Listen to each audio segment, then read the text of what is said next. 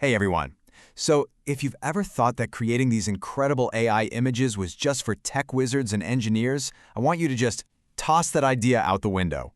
Today, we're going to see how generating visuals is becoming way less about code and way more about pure, simple artistry.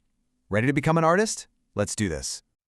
Just think about this for a second. Seriously, what if the words you choose, the phrases you put together, what if those were the only tools you needed to paint a masterpiece? Because that's exactly the world we're stepping into right now. So we are totally reframing this whole idea of prompt engineering.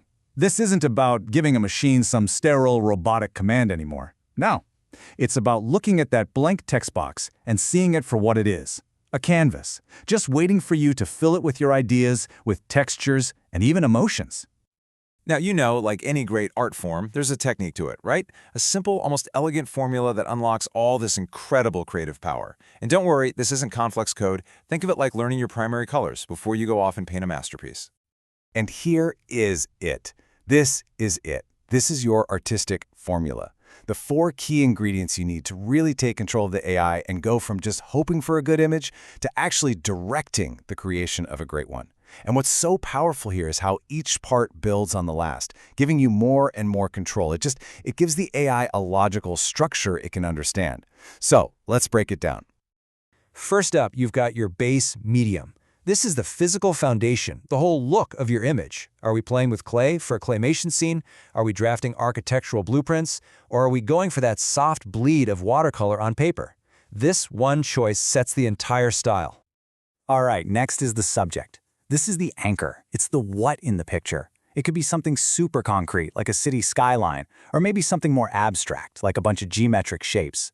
This just gives your medium something to actually create. Okay, for me, this is where the real magic happens. The lighting. It dictates the entire mood, the whole vibe. Are you aiming for that clean, professional feel of softbox lighting? Or maybe the dramatic, moody glow of cyberpunk neon reflecting on a wet street? This is how you inject raw emotion into the piece. And finally, the pro move. This is the secret sauce, especially if you're making infographics or slides. The guardrail. By adding this simple phrase, minimalist composition with significant negative space, you're telling the AI, hey, leave me some room to work with. It's a simple command that makes sure your final image is clean, professional, and totally ready for you to add your text. So now that we have the formula, what do you say we take a little walk through a gallery? Let's see what kind of incredible infographics this thing can actually produce. We're going to look at 3 completely different styles, and we'll start with something fun and chaotic. First up in our gallery is the sticker bomb.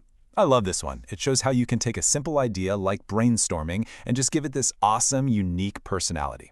The prompt itself reads like an artist's notes, right? Notice how it gets super specific. Not just a sticker aesthetic, but a die-cut vinyl sticker aesthetic with those classic white borders.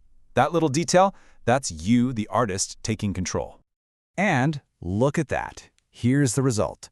It's energetic, it's a little messy, but it is so cool. It perfectly captures that feeling of a creative brain dump, which makes it an amazing visual for a brainstorming session. Now, let's see how we can use the exact same formula to create something on a completely different scale. Okay, total change of pace here. This one is the Dyson Sphere. The prompt is asking for hard sci-fi concept art, and it's emphasizing massive scale, lens flare. You get the picture. This is for when your data isn't just a list of ideas, it's a huge world-changing ambition. And the result is, it's epic. It just screams high stakes, big picture thinking. You'd use a visual like this to talk about global markets, massive projects, any data that needs to feel absolutely vast and important. From playful stickers to cosmic megastructures, that's the insane range we're talking about with this one simple formula.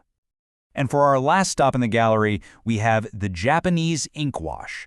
Here, the artist is asking for the complete opposite of that Dyson Sphere.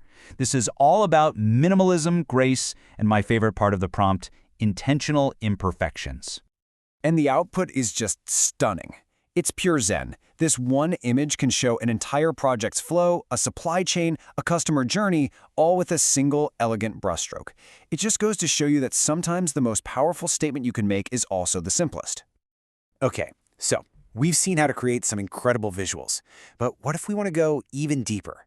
What if we want to create a feeling? This next part is a bit of a masterclass in what I call subliminal design. This is where your subtle word choices make all the difference, where changing dim light to dusk glow can change the entire soul of an image. Let's break down this prompt called Steam in Glass. See, the goal isn't just to show a foggy window. The goal is to evoke a feeling of heat, of intimacy. Every step here is a sensory choice. The condensation sets the scene, sure, but the blurred skin tones in the back add that human presence, and the sharp focus on the water droplets makes you almost feel the moisture.